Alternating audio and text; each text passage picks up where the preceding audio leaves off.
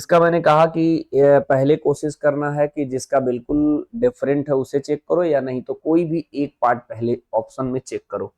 जैसे मान लो अगर मैं पहला वाला पार्ट चेक करता हूं, ठीक है, फर्स्ट वाला पार्ट। फर्स्ट वाला पार्ट क्या रहा है, प्रेशर ग्रेडियंट बोला है। प्रेशर ग्रेडियंट का मतलब होता है जी डीपी डिवाइडेड बाई डी।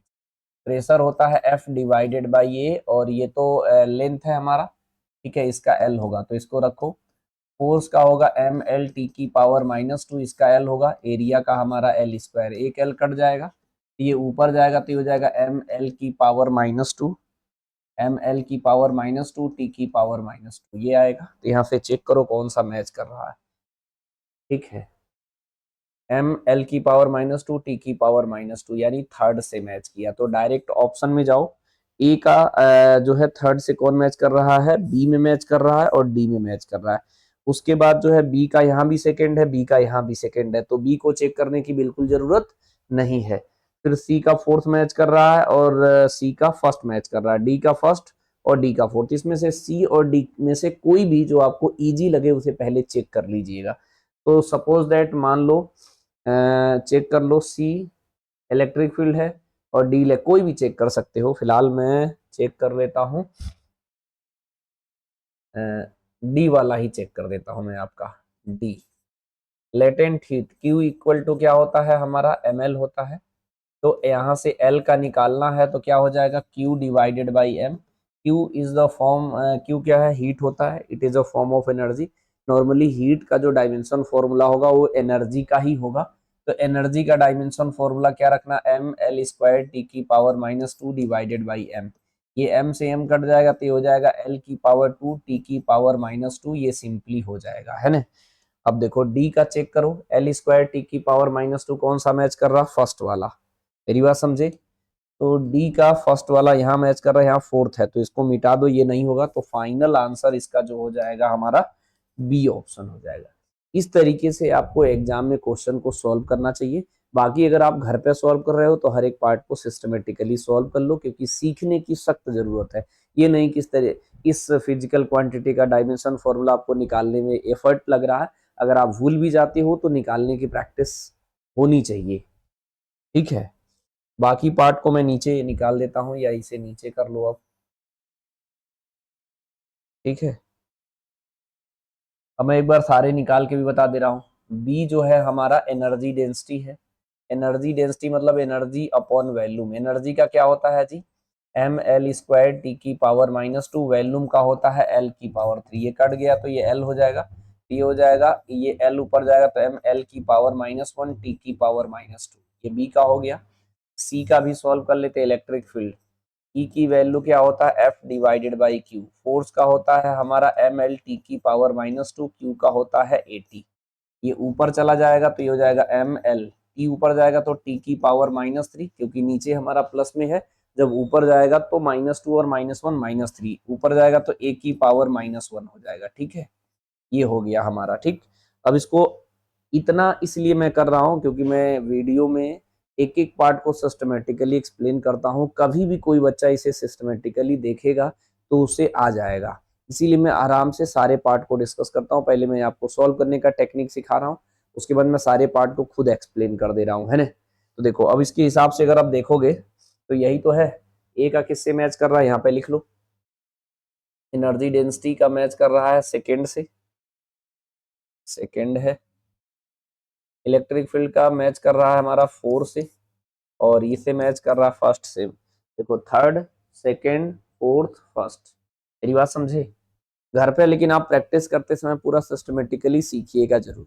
इसमें कह रहा the equation of circle is given by this where A is the radius. If the equation is modified to change the origin with then 0, 0, then find out the correct dimension of A and B. The new equation is this. The dimension of T is given by T inverse. जो T का dimension है वो क्या given ले रहा है, मतलब T inverse ले रहा है। अब कंफ्यूज ना होइएगा, T का T मत लीजिएगा, इसमें क्वेश्चन में बोल रहा है T का हम T इनवर्स डायमेंशन गिवन है, ठीक है। अब इसमें ए का पूछ रहा है और बी का पूछ रहा है, तो कुछ नहीं करना है आपको, सिंपली ये पता होना चाहिए कि जो है इसका डायमेंशन जो है इसके डायमेंशन के इक्वल होता है, तो कुछ नहीं आप बराबर कर दीजिए। जैसे ही हम बराबर करेंगे तो x का क्या हो जाएगा हमारा a t हो जाएगा। तो a का हमें निकालना है तो ये x डिवाइडेड बाई t हो जाएगा। तो x का होगा हमारा l, t का होगा t इनवर्स, तो ये ऊपर जाएगा तो एल टी हो जाएगा सी। ठीक है। उसके बाद अगर एल टी इसमें आपका मैच कर जाएगा तो डायरेक्ट टिक कर दिया करो। देखो एल टी किस ऑप्शन में है, सी ऑप्शन में है। तो आगे आप बी को कैलकुलेट करने में अपना टाइम बिल्कुल नहीं वेस्ट करिएगा। हाँ, घर पे सीखना वो सेकेंडरी बात है, लेकिन एग्जाम में पेपर किस तरीके से सॉल्व करा जाता है ये टेक्निक सीख के जाइएगा। अदरवाइज आपको आता हुआ सवाल भी आप ज्यादा टाइम लगा दोगे। अब अगर हम चाहते हैं सर बी का भी निकाल ले, दिखा दीजिए, तो मैं निकाल देता हूँ। इसमें क्या करना है, y का जो डायमेंशन है वो इसके डायमेंशन के इक्वल होगा, प्रिंसिपल ऑफ होमोजेनिटी है ना। तो यहाँ कर लेते हैं, तो y का हो जाएगा t अपॉन बी के इक्वल हो जाएगा। तो b का जो हमारा हो जाएगा t अपॉन y हो जाएगा। ठीक है। t का क्या हो जाएगा हमारा t इनवर्स, y का हो जाएगा l, तो ऊपर जाएगा l इनवर्स और t इनवर्स हो जाएगा। ठीक है। एक बार चेक कर लो, ये एल टी था, ये एल इनवर्स टी इनवर्स। मतलब आपको समझना है कि एग्जाम में किस तरीके से हम सॉल्व करें कि आपका समय जो है सेव हो। ये नहीं कि हम सारे पार्ट सॉल्व कर लेंगे फिर उसके बाद आंसर टिक करेंगे। ऐसी कोई भी मिस्टेक आप एग्जाम में नहीं करिए। तो घर पे पढ़ते समय कुछ टाइम ऐसा इंटरवल निकालिए जिसमें इस तरीके से ही पढ़ाई करिए, क्वेश्चन पढ़िए आंसर को टिक करिए, क्वेश्चन पढ़िए आंसर को टिक करिए। इस तरीके की हैबिट स्टार्ट कर दीजिएगा अभी से बनाना। देखो इस सब क्वेश्चन को सॉल्व करते समय पहले एक बार चेक कर लिया करो, ऐसा तो नहीं देखो first four third, first match किया, थर्ड थर्ड, सेकंड सेकंड, मतलब कई सा मैच करा। तो जब भी अगर कभी कभी ऐसा होता है कि हर एक मतलब जब ऑप्शन को चेक करोगे तो सब में अलग अलग होता है, जिसका सब में अलग अलग उसी को चेक करो, आगे बढ़ो। ऐसा नहीं है तो कोई भी एक पार्ट सॉल्व कर लो। जैसे मैं सॉल्व करता हूँ टॉर्क, फर्स्ट वाला पार्ट में करता हूँ। टॉर्क का होता है आर इंटू एफ। बहुत सारे बच्चे को डायमेंशन याद होता है, मैं लेकिन बता दे रहा हूँ। इसका एल होगा, फोर्स का होता है एम एल टी की पावर -2। सिंप्लीफाई करोगे तो एम एल स्क्वायर टी की पावर -2 होगा। ये मास है तो ये केजी हो जाएगा, ये लेंथ है तो मीटर हो जाएगा स्क्वायर, ये टाइम है तो सेकेंड की पावर -2 हो जाएगा। मेरी बात से सहमत हो? ये हो जाएगा केजी मीटर स्क्वायर सेकेंड की पावर -2, 4 से मैच करेगा। यानी ये जो मैच कर रहा है हमारा फोर्थ पार्ट से। फोर्थ पार्ट कहाँ पे है, यहाँ पर है, यहाँ पर है, यहाँ पर है। ठीक है। यानी अब आगे का कोई पार्ट सॉल्व करना पड़ेगा, है ना।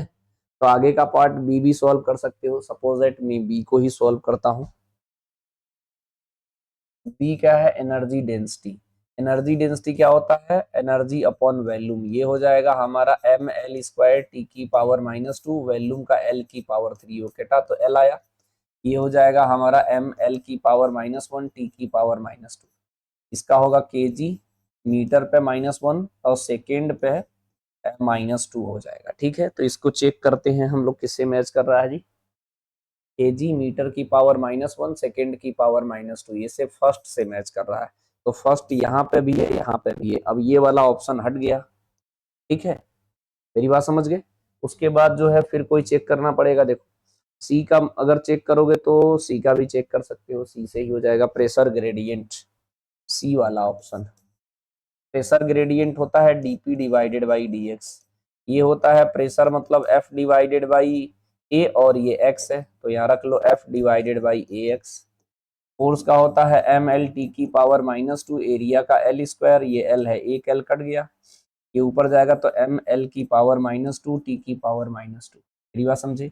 ये हो जाएगा के जी मीटर की पावर -2 सेकेंड की पावर -2। किससे मैच कर रहा है जी, ये मैच कर रहा है हमारा थर्ड से, तो यहाँ थर्ड मैच कराओ। थर्ड हमारा ये है। ठीक है। तो ये वाला गलत हो गया। इसका आंसर हम लोग कौन सा फाइनली टिक करेंगे, ए ऑप्शन। मेरी बात समझे। मतलब इस तरीके से भी चेक करना, कभी कभी क्या होगा कि 2-3 ऑप्शन चेक करना पड़ सकता है, लेकिन मैक्सिमम प्रोबेबिलिटी होता है कि 1-2 ऑप्शन चेक करने से आपका काम हो जाता है। ठीक है। अब लेकिन अब फोर्थ बच रहा है तो मैं फोर्थ भी बता ही देता हूँ। देखो इम्पल्स है, डी वाला इम्पल्स। इम्पल्स जो होता है हमारा एफ इंटू डेल्टा टी होता है। ये होता है चेंज इन मोमेंटम। मोमेंटम मतलब मास इंटू वेलोसिटी, तो ये होगा हमारा एम एल टी की पावर -1 यानी के जी मीटर सेकेंड की पावर -1।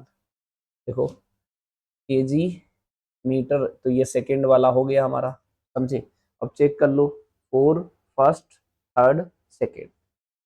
घर पे आराम से फुर्सत से प्रैक्टिस करिएगा, इसलिए मैं आराम से सिस्टमेटिकली आपको एकदम स्लोली बता रहा हूं ताकि कोई कंफ्यूजन क्रिएट ना हो।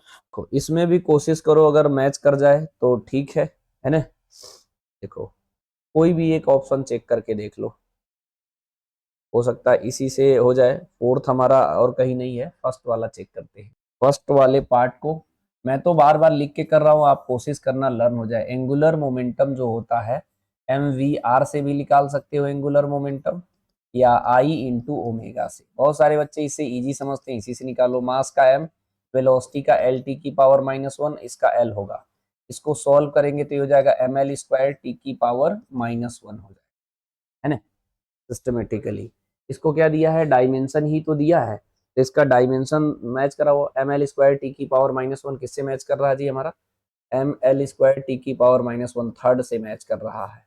इसमें जो है थर्ड से कौन सा मैच कर रहा है, सी। देखो देखो इस ऑप्शन को सॉल्व करते हैं, ठीक है। फर्स्ट वाले को पहले ऑप्शन वाइज मैंने हर क्वेश्चन को कह रहा हूं लगाने के लिए। इसमें पहला कह रहा है कि एंगुलर मोमेंटम, तो एंगुलर मोमेंटम को एम वी आर से भी निकाल सकते हो या आई इंटू ओमेगा से भी निकाल सकते हो, जिससे कंफर्टेबल हो आप उससे निकालो, लेकिन याद होना चाहिए धीरे धीरे करते करते। तो एम वी आर से निकालोगे तो एम वेलोसिटी का होगा एल टी की पावर -1, इसका एल होगा, तो ये हो जाएगा हमारा एम एल स्क्वायर टी की पावर -1। ये हमारा डायमेंशन फॉर्मूला आएगा एंगुलर मोमेंटम का, ठीक है। या इसमें मैच कराओ जरा, एम एल स्क्वायर टी -1 किससे मैच करेगा, हमारा थर्ड से। तो ए का यहाँ पर 4 है, सेकेंड है, थर्ड है, फर्स्ट है। थर्ड हमारा एक ही ऑप्शन में है, तो आगे वाले पार्ट मैच कराने की जरूरत नहीं है, डायरेक्टली सी ऑप्शन हमारा करेक्ट हो जाएगा। क्लियर है। लेकिन अगर आप पूरे ऑप्शन में सॉल्व करूं तो देखो निकाल दे रहा हूं। बी क्या पूछा है, टॉर्क। टॉर्क क्या होता है, आर क्रॉस एफ, तो इसका एल होगा। फोर्स का होगा हमारा एम एल टी की पावर -2, तो ये हो जाएगा एम एल स्क्वायर टी -2, तो ये डायमेंशन फॉर्मूला हो जाएगा। सी पार्ट को अगर मैच करेंगे स्ट्रेस, तो स्ट्रेस क्या होता है जी, फोर्स अपॉन एरिया होता है। फोर्स का होता है एम एल टी की पावर -2, इसका होता है एल स्क्वायर, एक एल कट जाएगा, ये हो जाएगा हमारा एम एल की पावर -1 टी की पावर -2 होगा, ठीक है। उसके बाद डी ऑप्शन है प्रेशर ग्रेडियंट का। ये तो इतनी बार रिपीट हो रहा है, अगर आप इस प्रॉपर देख रहे होगे तो एक क्वेश्चन देख रहे हो सिमिलर टाइप के कितनी बार है, फिर भी मैं इसे आपको इसलिए करा रहा हूं ताकि अगर मान लो आपको प्रैक्टिस हो जाए। मतलब सारे क्वेश्चन मैं आपको प्रैक्टिस करा दूंगा ताकि ये ना रहे कि इस पैटर्न का छूट गया। बहुत सारे क्वेश्चन तो सेम पैटर्न के ही हैं, लेकिन फिर भी मैं आपको प्रोवाइड करूंगा क्योंकि आप लोग इसे सिस्टमेटिकली लगाइएगा, ठीक है।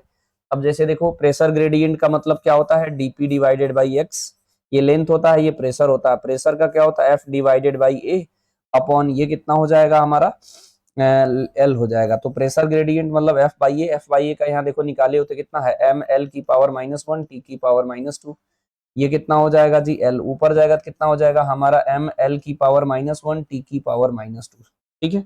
अगर हम देखेंगे तो कितना आ जाएगा जी, देखो मैच करा लो अब। टॉर्क का M L square T -2 first से मैच कर रहा है हमारा। स्ट्रेस का एम एल की पावर -1 फोर्थ से मैच कर रहा है, और ये किससे मैच कर रहा है जी हमारा, सेकेंड से मैच कर रहा है। देख लो सेकेंड, फर्स्ट, फोर्थ और सेकेंड, ठीक है। देखो थर्ड, फर्स्ट, फोर्थ और सेकेंड मैच कर गया। इस तरीके से आप सिस्टमेटिकली प्रैक्टिस करते रहोगे तो आपके क्वेश्चन बिल्कुल हैबिट में हो जाएंगे, लगेगा कि सारे क्वेश्चन बिल्कुल ही इजी है। नेक्स्ट क्वेश्चन देखते हैं। इसमें देखो इसमें क्या करना है जी, the momentum p, area A, time T are taken the fundamental quantity, then the dimension formula of coefficient of viscosity. Coefficient of viscosity directly proportional to p. देखो मोमेंटम हो गया हमारा, उसके बाद एरिया हो गया, उसके बाद टाइम हो गया, इसका पावर एक्स, इसका पावर वाई, इसका पावर जेड। ऐसे मान के लोग सोल्व करते हैं बच्चे कि इसको सोल्व करते हैं, एक्स वाई जेड की वैल्यू निकालते हैं, उसके बाद देखते हैं कौन सा ऑप्शन करेक्ट है। लेकिन मैं ऐसा कोई भी तरीका आपको नहीं बताऊंगा, इससे आसान तरीका बताऊंगा। जैसे आपको पता है प्रेशर है, ये मोमेंटम है, मोमेंटम को होता है mass into velocity, mass into velocity यानी एम एल टी की पावर -1, एरिया का होगा एल स्क्वायर और टाइम का क्या होगा टी।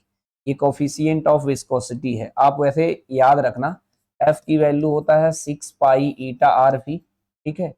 तो ये तो हट गया, तो ईटा का क्या हो जाएगा हमारा force, F divided by R V होगा। फोर्स का क्या होता है जी, एम एल टी की पावर -2, आर का होगा एल, वेलोसिटी का होगा एल टी की पावर -1, एल से एल कट जाएगा हमारा, ये हो जाएगा एम एल की पावर -1, ये ऊपर जाएगा तो टी एक कट जाएगा हमारा, तो टी की पावर -1, ये आएगा हमारा कोफिशिएंट ऑफ विस्कोसिटी का।